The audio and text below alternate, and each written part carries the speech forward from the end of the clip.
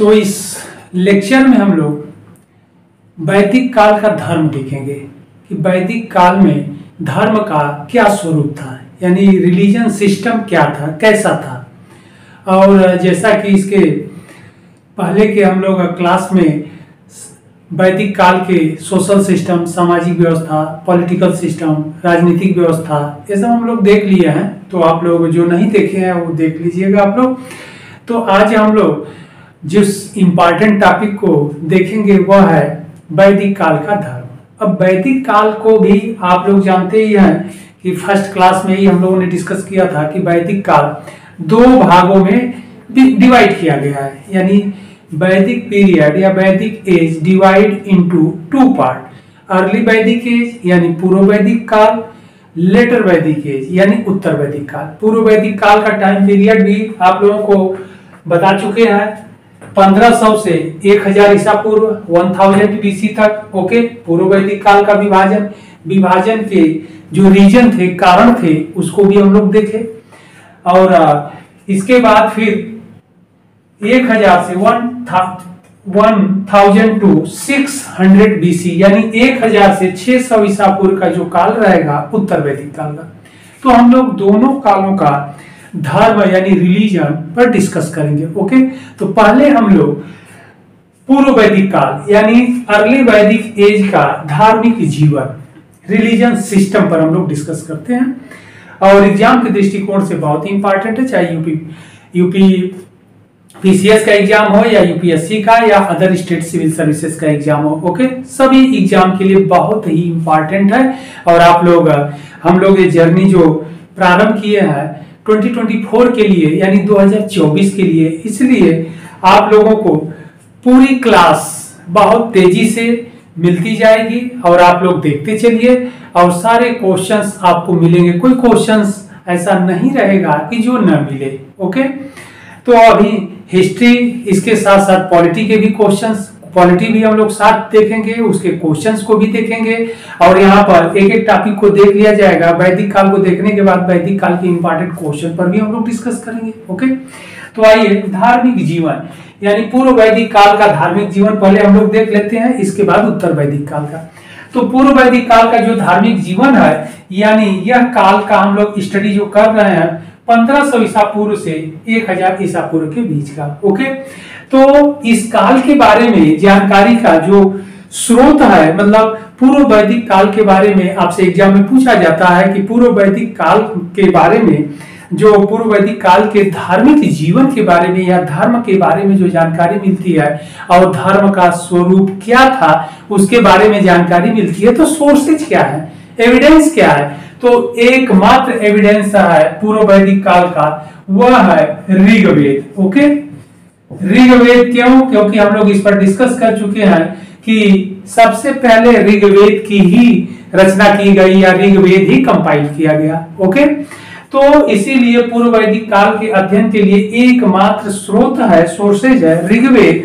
और उत्तर वैदिक काल के स्टडी के लिए, अध्ययन के लिए जो स्रोत है वह है यजुर्वेद, सामवेद और अथर्ववेद। वहां पर 3 वेद है। ओके, इसलिए इसी के आधार पर पूर्व वैदिक काल का नाम ऋग्वैदिक काल भी पड़ा है। ओके, तो इस काल के बारे में, धर्म काल के बारे में जानकारी हमें ऋग्वेद से मिलती है। अब ऋग्वेद में इस धर्म के बारे में क्या स्वरूप है उस पर हम लोग डिस्कस कर लेते हैं।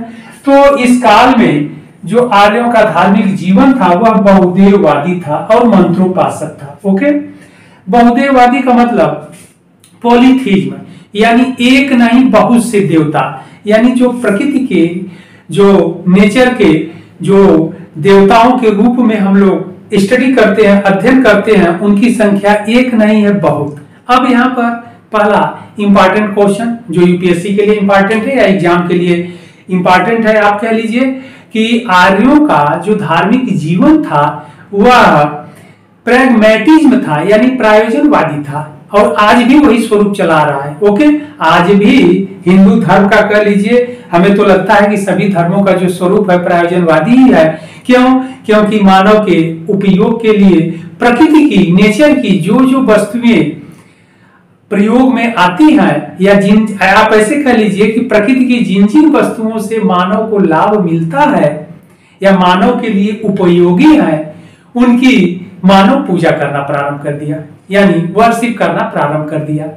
तो इसीलिए हिंदू धर्म में जो वैदिक काल में जो प्रकृति, इसीलिए कहा जाता है कि वैदिक काल से ही हम लोग यानी मानव प्रकृति पूजक है। ओके, कि प्रकृति की जिन जिन वस्तुओं से मानव को लाभ हुआ उनकी वो पूजा करने लगे, जैसे हवा से यानी एयर से, वायु से, प्राणवायु आप कहते हैं, तो इससे मानव जीवन की रक्षा हो रही है, इसलिए हवा देवता की पूजा, वायु देवता की पूजा होने लगी, वर्शिप ऑफ एयर। ओके, इसी तरह अग्नि की जरूरत पड़ गई मानव जीवन के लिए या मानव के लिए, तो अग्नि की पूजा प्रारंभ हो गई है, फायर वर्शिप प्रारंभ हो गई। इसके बाद जल की जरूरत पड़ी, वाटर वर्शिप शुरू हो गई। वृक्षों की जरूरत पड़ी, ट्री वर्शिप शुरू हो गया।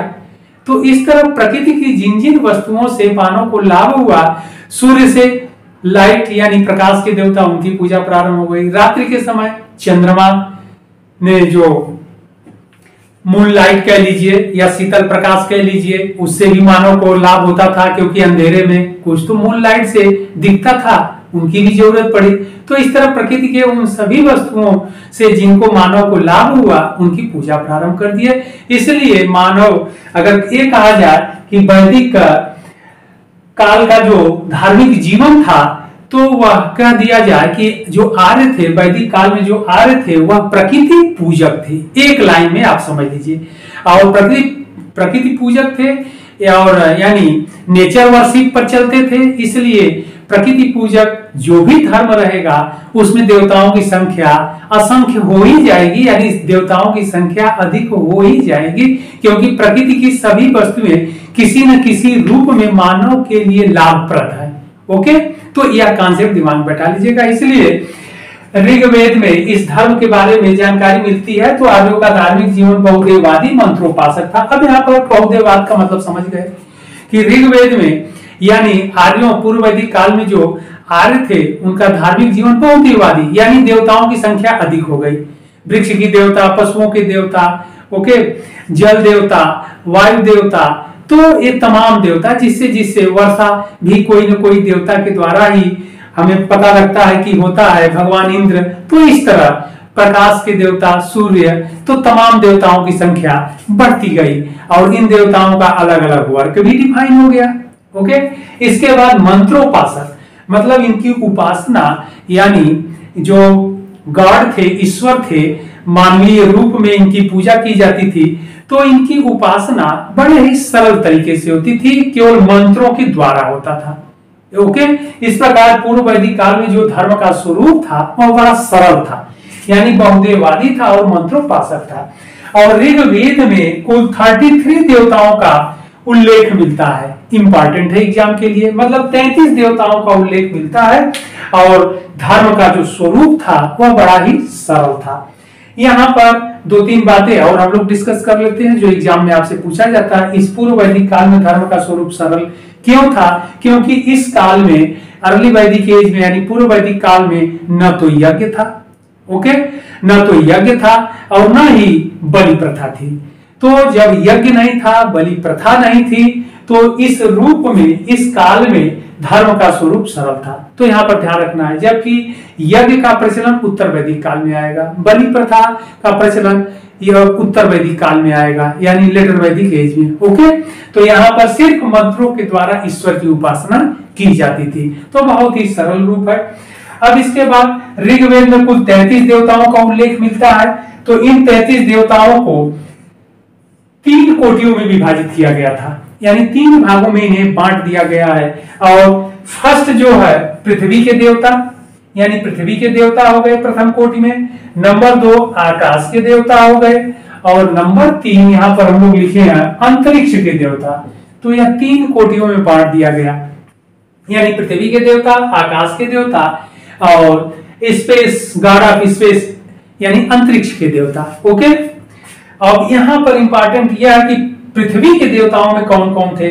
तो पृथ्वी, अग्नि, सोम, सरस्वती, नदियां, बृहस्पति आदि। ओके, आकाश के देवता में दूसरे कोटि में अगर देखा जाए तो आकाश के देवता में सूर्य, विष्णु, मित्र, पूषण, उषा, वरुण, आकाश, सविता, आदित्य आदि। ओके, तो यह आकाश के देवता हैं। कई बार एग्जाम में पूछा गया है कि पूषण जो देवता है यह किस कोटि के देवता हैं, तो आकाश के देवता है, यहाँ पर ध्यान रखिएगा। कई बार इंद्र को भी पूछा गया है, हम लोग डिस्कस कर लेंगे।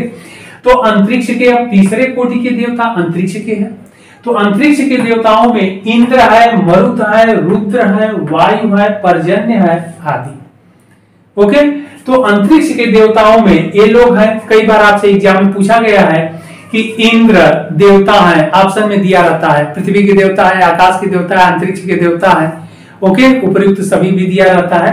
तो यहाँ पर इंद्र जो है अंतरिक्ष के देवता है, इंपॉर्टेंट क्वेश्चन है। ओके, तो इस प्रकार देवताओं को 3 कोटियों में बांटा गया। बांटने के पीछे यही कारण है कि देवताओं की संख्या अधिक है।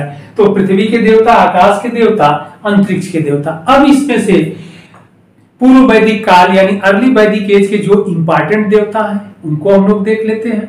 तो यहाँ पर सबसे पावरफुल देवता एग्जाम में भी आपसे पूछा जाता है, भगवान इंद्र है। ओके, भगवान इंद्र का उल्लेख ऋग्वेद के कुल 250 सूक्तों में मिलता है। 250 सूक्ताज यानी सूक्त में भगवान इंद्र का उल्लेख मिलता है। ओके, अब भगवान इंद्र को पुरंदर भी कहा गया है और पुंडरीक भी कहा जाता है। तो ये भी आपसे एग्जाम में पूछा जाता है। पुरंदर मीन्स होता है युद्ध का देवता, दुर्गों को तोड़ने वाला। ओके, पुरंदर का अर्थ होता है दुर्गों को तोड़ने वाला, यानी भगवान इंद्र जो है युद्ध के भी देवता थे, यानी दुर्गों को नष्ट करने वाले इन्हें कहा गया है। कई बार एग्जाम में आपसे पूछा जाता है। पुंडरीक क्यों कहा जाता है? पुंडरीक मतलब मेघ में, बादलों में जिनका निवास हो। तो भगवान इंद्र का निवास पुंडरीक यानी मेघों में है, बादल में है। ओके, इसलिए इन्हें पुंडरीक कहा गया है। इसके अलावा इन्हें देवता कौन है? वर्षा के देवता है। ओके, गॉड ऑफ रेन यानी वर्षा के देवता है। एग्जाम के लिए बहुत इंपॉर्टेंट है, हमेशा पूछा जाता है कि ऋग्वेद में या ऋग्वेद के सबसे पावरफुल या महत्वपूर्ण देवता थे तो उसमें आपका इंद्र ऑप्शन रहेगा। और यह भी क्वेश्चन दूसरी तरह से पूछा जाता है कि पूर्व वैदिक काल के सबसे शक्तिशाली देवता कौन थे?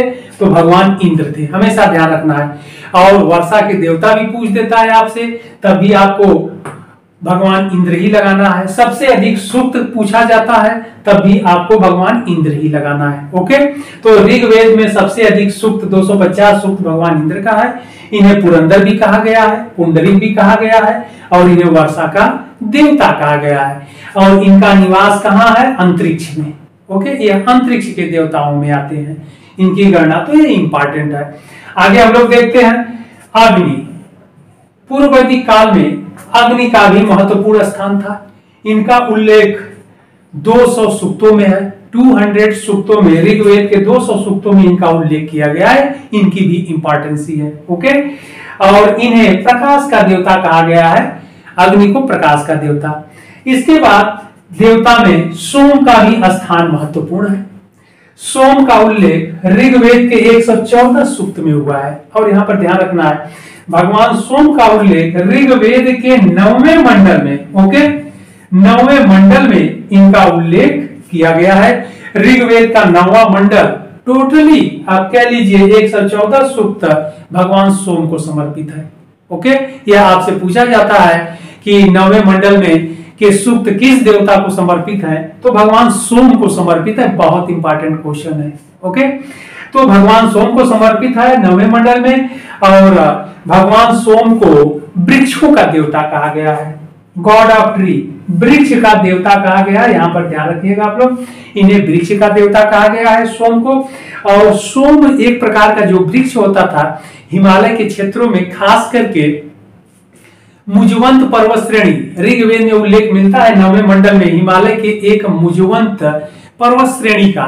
ओके, यानी पर्वत चोटी कह लीजिए, हिल्स कह लीजिए, पहाड़ी कह लीजिए, तो पर्वत चोटी का उल्लेख मिलता है। वह पर्वत चोटी यह सोम वृक्ष के लिए फेमस थी, प्रसिद्ध था। ओके, एग्जाम के लिए इंपॉर्टेंट है।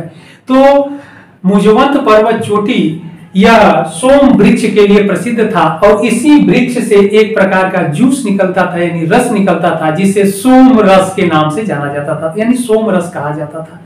और सोम रस आर्यों का, यानी आर्य का मतलब वैदिक काल के लोगों को आर्य कहा गया। क्यों? क्योंकि यहाँ पर हम लोग लिखे भी हैं, आर्य का मतलब श्रेष्ठ जन है, आर्य कहा गया। यानी वैदिक काल के लोग यानी आर्यों का और उनके देवताओं का मुख्य पेय पदार्थ था। ओके, अब आगे इंपॉर्टेंट जो देवता है वरुण है, उनके बारे में हम लोग देख लेते हैं। तो वरुण है, वरुण को जल का देवता कहा गया है, यह भी इंपॉर्टेंट देवता थे, तो जल का देवता कहा गया है।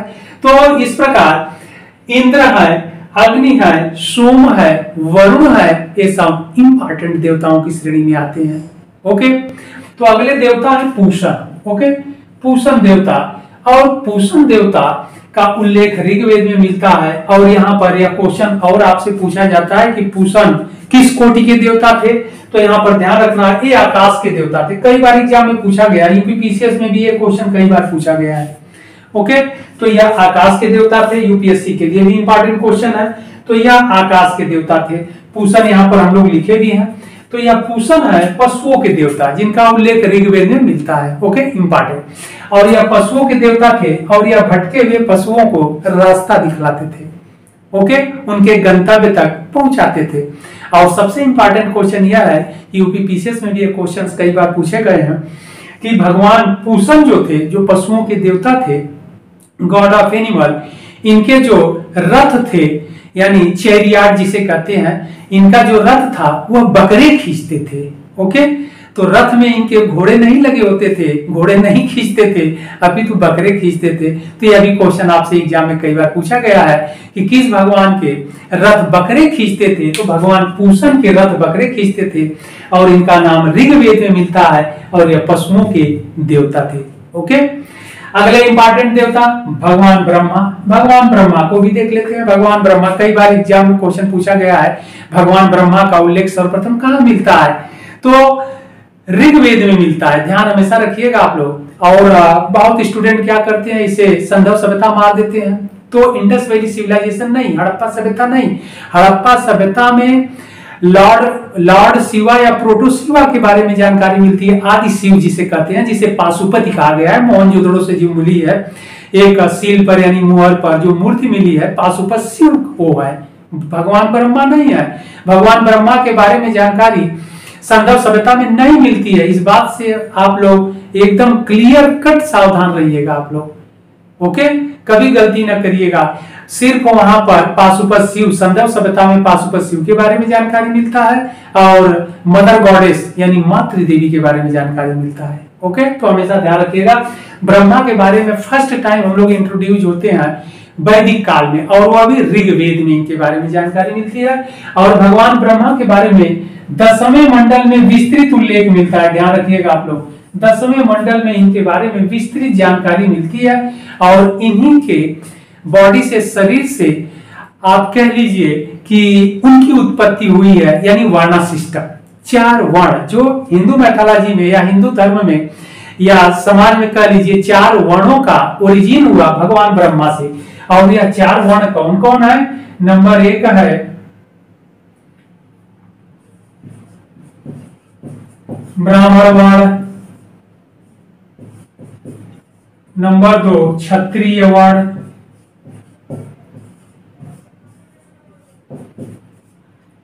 नंबर 3 वैश्य वर्ण,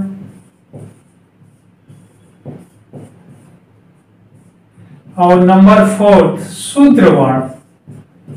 तो शूद्र वर्ण के बारे में, इन 4 वर्णों के बारे में जानकारी मिलती है। और ऋग्वेद के 10वें मंडल में भगवान ब्रह्मा के बारे में जानकारी मिलता है। और भगवान ब्रह्मा के शरीर से आप कह लीजिए, ओके, भगवान ब्रह्मा के शरीर से इन लोगों की, इन 4 वर्णों की उत्पत्ति हुई है। मुख से ब्राह्मण की उत्पत्ति हुई है, आर्म से यानी भुजा से क्षत्रिय की उत्पत्ति हुई है, स्टमच यानी पेट यानी उदर से वैश्य की उत्पत्ति हुई है, और पैर यानी पाद से, लेग से, जंघे से शूद्र वर्ण की उत्पत्ति हुई है। और इस विशालकाय पुरुष को भगवान ब्रह्मा बताया गया है। ओके, और 10वें मंडल के पुरुष सूक्त में इन 4 वर्णों की उत्पत्ति बताई गई है। पुरुष सूक्त जो आपके लिए बहुत ही इंपॉर्टेंट है। यह भी क्वेश्चन पूछा जाता है कि वर्ण व्यवस्था का के बारे में पहली बार जानकारी कहाँ मिलती है, तो ऋग्वेद में। दूसरा क्वेश्चन आपके ऑप्शन में रहता है कि ऋग्वेद के किस मंडल में, तो 10वें मंडल में। ओके, 10वें मंडल में मिलता है, क्योंकि 10वें मंडल में भगवान ब्रह्मा का भी उल्लेख है, तो बस 10वें मंडल में मिलता है। और इन 4 वर्णों का उल्लेख किस सूक्त में मिलता है, तो पुरुष सूक्त। ध्यान रखना है, ऋग्वेद, 10वां मंडल और पुरुष सूक्त बहुत इंपॉर्टेंट है। तो इस भगवान ब्रह्मा के शरीर से 4 वर्णों की उत्पत्ति हुई है, तो ये बहुत इंपॉर्टेंट चीजें है। ओके, तो भगवान ब्रह्मा के बारे में जानकारी मिलती है। और क्या, कई बार एग्जाम में पूछा गया है, सरस्वती देवी के बारे में सबसे पहले जानकारी कहाँ मिलती है, तो ऋग्वेद में उल्लेख है, सरस्वती का उल्लेख है। मरुत के बारे में उल्लेख है, मरुत देवता कई बार एग्जाम में पूछा गया है। आंधी तूफान के देवता है। भगवान सूर्य के का उल्लेख है, भगवान सूर्य प्रकाश के देवता है। चंद्रमा का उल्लेख है। ओके, उन्हें धाव कहा गया है ऋग्वेद में। उन्हें पिता के आकाश के देवता, उन्हें पिता के रूप में, और पृथ्वी को माता के रूप में पूजा गया है, या पूजा करने की बात कही गई है, वर्शिप करने की बात कही गई है ऋग्वेद में ही। उषा का उल्लेख मिलता है, सविता का उल्लेख मिलता है। ओके, तो इन सभी देवताओं का उल्लेख मिलता है, लेकिन सबसे जो इंपॉर्टेंट देवता आपके एग्जाम के लिए है वह है इंद्र है, अग्नि है, सोम है, वरुण है, पूषण है, और भगवान ब्रह्मा है, मरुत है, सरस्वती देवी है। ओके, इन देवताओं का नाम कई बार एग्जाम में पूछा गया है। और कौन देवता, पूषण, पशुओं के देवता थे तो पूषण। इतने क्वेश्चन इंपॉर्टेंट है, आप इनको जान लेंगे तो इससे बाहर क्वेश्चन नहीं पूछा जाता है। ओके, धर्म से संबंधित। और दूसरा इंपॉर्टेंट पॉइंट, रीजनाइजेशन का कथन कांड का जिसे कहते हैं, तो इस पूर्व वैदिक काल में यज्ञवाद का प्रचलन नहीं था। धर्म का स्वरूप एकदम सरल था, सिंपल था, मंत्रोत्पादक था। मंत्र के द्वारा, ओके, केवल मंत्र के द्वारा आप ईश्वर की उपासना कर सकते थे। किसी प्रकार की रूढ़िवादी सिस्टम या व्यवस्था या रिचुअल प्रोसेस आप कह लीजिए यहाँ पर नहीं था। ओके, अब हम लोग उत्तर वैदिक काल में आते हैं। उत्तर वैदिक काल को देख लेते हैं। उत्तर वैदिक काल के धर्म का स्वरूप यानी धार्मिक जीवन आर्यों का कैसा था, और उत्तर वैदिक काल का जो धर्म का हम लोग स्टडी करेंगे, अध्ययन करेंगे, वह 1000 to 600 BC यानी 1000 से 600 ईसा पूर्व के बीच के काल में जो उत्तर वैदिक काल माना जाता है, इस काल में धर्म में का क्या स्वरूप था, और पूर्व वैदिक काल के पश्चात उत्तर वैदिक काल में धर्म के स्वरूप में चेंजेस क्या है, परिवर्तन क्या है, जहां से आपके एग्जाम में क्वेश्चन पूछे जाते हैं। ओके, तो आइए हम लोग देखते हैं।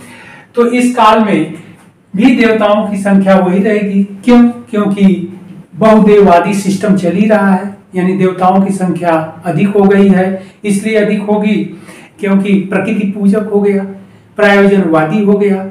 जिसकी जरूरत पड़ती थी मानव को, जिससे प्रकृति की जिन वस्तुओं से लाभ मिलता था, उनकी पूजा शुरू कर देते थे। इसलिए देवताओं की संख्या असंख्य बढ़ती गई, और आज भी देवताओं की संख्या बढ़ती जा रही है हिंदू मैथोलॉजी में, हिंदू धर्म में। इसके बाद बहुदेववादी मंत्रोपासक, ये तो पूर्व वैदिक काल का ही था, लेकिन इस काल का जो सबसे महत्वपूर्ण परिवर्तन आया, चेंज आया, वह है यज्ञवाद।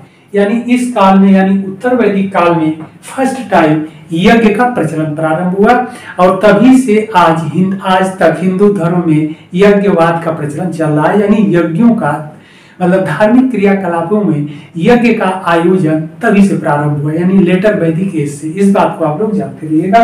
और इस काल में परिवर्तन क्या आया, यज्ञ प्रारंभ हो गया। यज्ञ प्रारंभ हुआ तो यज्ञों में बलि दी जाने लगी, पशुओं की बलि, इसलिए बलि प्रथा भी आ गई। तो इस प्रकार उत्तर वैदिक काल में क्या परिवर्तन आया कि धर्म में यज्ञवाद आ गया, और यज्ञवाद आ गया तो धर्म में बलि प्रथा भी शुरू हो गई। यानी अब धर्म का जो स्वरूप है पूर्व वैदिक काल की अपेक्षा उत्तर वैदिक काल में जटिल हो गया। इस बात को ध्यान रखिएगा। रीजनाइजेशन का क्वेश्चन है, यानी कथन कांड का, यूपीएससी और यूपीपीसीएस या अदर स्टेट सिविल सर्विसेज के लिए या अदर एग्जाम के लिए बहुत ही इंपॉर्टेंट है कि उत्तर वैदिक काल में जो धर्म का स्वरूप था, वह अब नेचर था, वह जटिल हो गया, फनेल हो गया। ओके, और अब आगे हम लोग बढ़ते हैं। तो परिवर्तन आया, यज्ञवाद प्रारंभ हो गया, बलि प्रथा प्रारंभ हो गई, और इस काल में जो सर्वोच्च देवता हो गए, उत्तर वैदिक काल में सर्वोच्च देवता वह प्रजापति हो गए।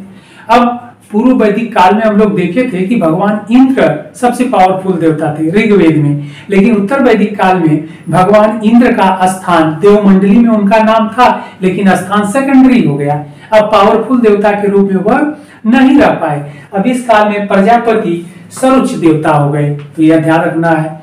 इसके बाद आगे बढ़ते हैं। इस काल में भगवान विष्णु की पूजा भी प्रारंभ हो गई। प्रजापति के बाद भगवान विष्णु श्रेष्ठ देवताओं में आ गए। इन्हें जगत का संरक्षक माना गया। ओके, जगत का संरक्षक माना गया। आगे हम लोग देखते हैं, यहाँ पर भगवान इंद्र का स्थान देवमंडली में निम्न हो गया। भगवान इंद्र जो पूर्व वैदिक काल के शक्तिशाली देवता थे, उत्तर वैदिक काल में इनका स्थान देवमंडली में निम्न हो गया। ओके, डाउनफॉल हो गया। अब यह इस काल में भी, उत्तर वैदिक काल में भी वर्षा के ही देवता थे, और आज तक भी हिंदू धर्म में इनकी पूजा वर्षा के देवता के रूप में ही होती है और युद्ध के देवता के ही रूप में होती है। लेकिन देवमंडली में, उत्तर वैदिक काल में देवमंडली में इनका स्थान निम्न हो गया। अब अगले देवता इंपॉर्टेंट है पूषण। पूषण के भी बारे में बहुत इंपॉर्टेंट क्वेश्चन है। पूषण पूर्व वैदिक काल में हम लोग देखे हैं कि यह पशुओं के देवता थे, गॉड ऑफ एनिमल, पशुओं के देवता थे। लेकिन उत्तर वैदिक काल में यह शूद्रों के देवता हो गए। एग्जाम में कई बार पूछा है ओके, कि पूषण जो है उत्तर वैदिक काल में शूद्रों के देवता हो गए। अब यहाँ पर हालांकि हम धर्म पर कमेंट तो नहीं कर रहे हैं, लेकिन अब यहाँ पर यह है कि इंसान में यानी मानव इतना पावरफुल हो गया, गॉड से भी, ईश्वर से भी महान हो गया कि यह ईश्वर के यानी भगवान लोग जो हैं, गॉड जो हैं, उनके पद को इंक्रीज और डिक्रीज कर रहा है। यानी देव मंडली में जिन देवताओं के स्थान को उच्चता प्रदान कर रहा है, निम्नता प्रदान कर रहा है, यानी यह कार्य तो वैदिक काल में मानव के ही द्वारा किया गया। देवताओं के द्वारा तो इस तरह का कहीं उल्लेख नहीं मिलता है, अभी तक हम नहीं पढ़ पाए, हमें नहीं मिला है कि देवता लोग अपने किसी मीटिंग में यह प्रस्ताव रखे होंगे उत्तर वैदिक काल का श्रेष्ठ देवता कौन रहेगा, क्योंकि पूर्व वैदिक काल का श्रेष्ठ देवता तो इंद्र थे, उत्तर वैदिक काल में कौन रहेगा, इस प्रकार की तो बात नहीं मिलती है।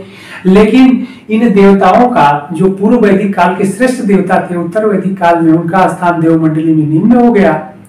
इसका मतलब यह है कि क्या ईश्वर से महान पावरफुल क्या मानव थे? हालांकि कोई क्वेश्चन मार्क ये आपके लिए छोड़ दे रहे हैं क्वेश्चन मार्क करके, क्योंकि हमें कोई टीका टिप्पणी नहीं करना है, लेकिन इतना हम लोग टू द पॉइंट चलते हैं कि उत्तर वैदिक काल में भगवान इंद्र जो पूर्व वैदिक काल के पावरफुल गॉड थे, इस काल में इनका डाउनफॉल हो गया, देवमंडली में इनका निम्न स्थान हो गया। पूषण देवता जो थे, पशुओं के देवता थे, इनका भी चार्ज बदल गया, अब यह शूद्रों के देवता हो गए। यहाँ पर अब पशुओं के देवता के रूप में इनकी पूजा नहीं हो पाई। और इस काल के जो श्रेष्ठ देवता थे, प्रजापति थे, इसके बाद भगवान विष्णु को संरक्षक माना गया। इसके बाद उत्तर वैदिक काल में एक देवता का इंपॉर्टेंसी और बढ़ गया, वह थे फायर यानी अग्नि देवता। अग्नि देवता की इंपॉर्टेंसी और बढ़ गई। क्यों? क्योंकि जब यज्ञ शुरू होगा तो यज्ञ में अग्नि देवता का महत्व अपने आप बढ़ जाएगा।